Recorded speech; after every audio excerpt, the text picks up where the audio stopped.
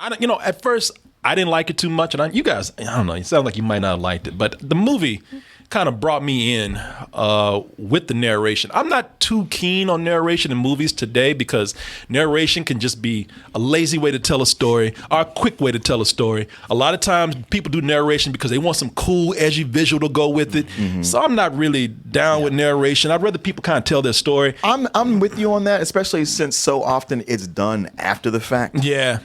But lately it's been not so much after the fact, but just like you said, to have some visuals or throw in extra gags and like or can be used as a crutch to like, this is how I'm feeling. This is how I'm feeling now. Like, you're telling me. Just just show me. Yeah, exactly. But it didn't bother me so much here. It didn't bother me either. I would even say that the narration, it pretty much sucked me in from the beginning because it was just funny. And I don't know, man, maybe I'm just a little kid inside. If you put some fun pictures with it, you make some funny cute pictures. You know what? That was a good thing they did, Rick. It's like, look, we don't have the budget to have these creatures and an apocalypse. No. But we have some drawings and some animation. That only cost us $10. I can get my 19-year-old cousin over here and draw some pictures up, and we don't have to show like this big budget opening. Man, those funny pictures pull me in, along with Dylan O'Brien's narration. From the moment that the movie started, I was like, you know what? I like you. An asteroid heading straight for Earth. I know, so obvious. We shot a bunch of rockets at it, and we blew it up, and it was great.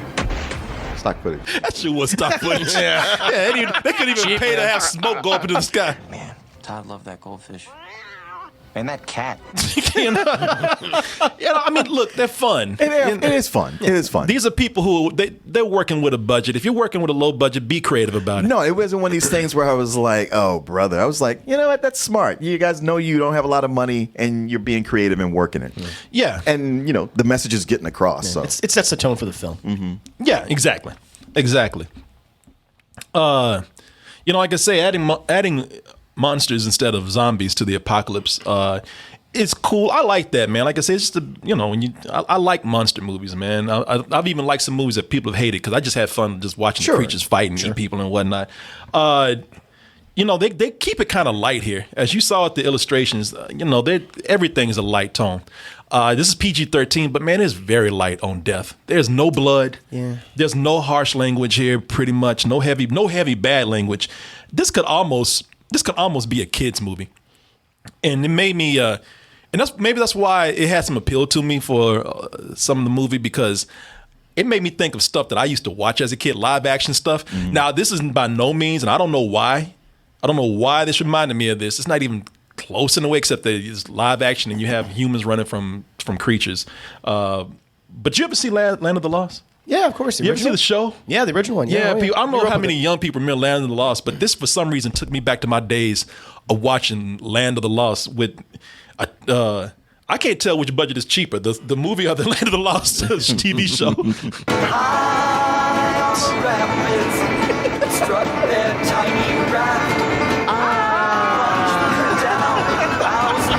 Boy, that is the most unenthusiastic picture.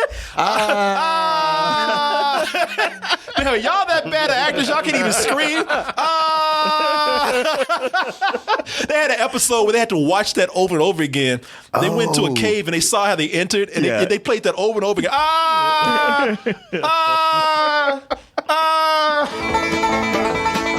the land. The green screen. It's funny how after Deliverance you couldn't have people on a raft without banjos playing. Yeah, set the trend. Shit.